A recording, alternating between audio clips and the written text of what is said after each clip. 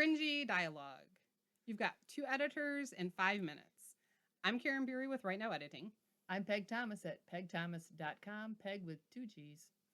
And we're going to talk to you about some of the cringiest things that we see in dialogue, usually with new authors, but sometimes experienced authors as well. Yes. We each have a particular pet peeve that we see, but we've also talked with other industry professionals, and we know that these are things that are often cut and can make you stand out maybe as a newbie or a less experienced writer. And can irritate the heck out of your readers. Yes. For me, Peg. Yes, Karin. It's the overuse of proper names in dialogue, Peg. But Karin, so many people do that.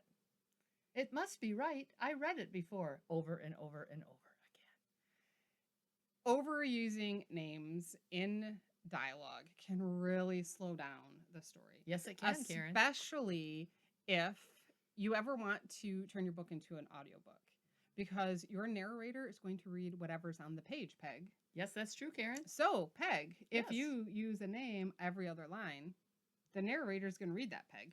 Yes, they are, Karin, and it's going to annoy the heck out of your readers. So go ahead, take a peek through your manuscript and search for those proper names. Because if there are only 2 people in a conversation, there is no need to use all these names. I know who she is without using her name, and she knows who I am without using mine. And for the most part, unless I'm talking to myself, if I start talking, she knows I'm talking to her. And we're getting a little cabin crazy because we're actually right now in a hunting cabin. See the gun on the wall, just to prove it. And we've been here for a couple days. And have we used each other's names since we Peg, got here? I think the only time I've said your name is when we've done this demonstration. I think you're right, Karin. So we have proved over the last 2 days that you just don't need to do that. And your characters don't need to do that either.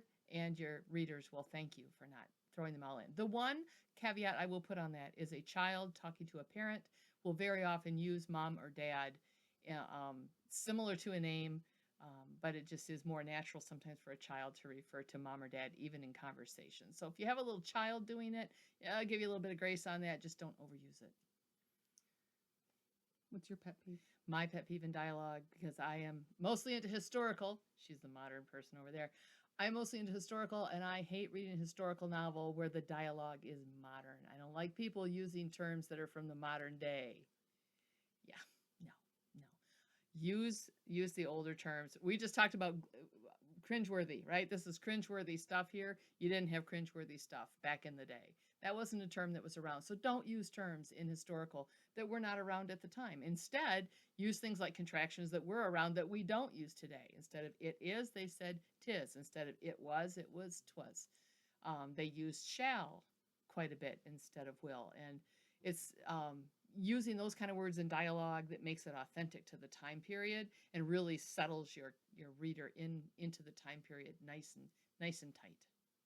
So I like that. So outside of the dialogue itself, Yes. big issue can be dialogue tags. Yes. Typically, generally, said, whispered, asked are the accepted dialogue tags. Yes. I'm okay with murmured. I like, because you can murmur something. But you can't bark words. It's physically possible to murmur something. You cannot bark words. I have a dog. He's never said a word.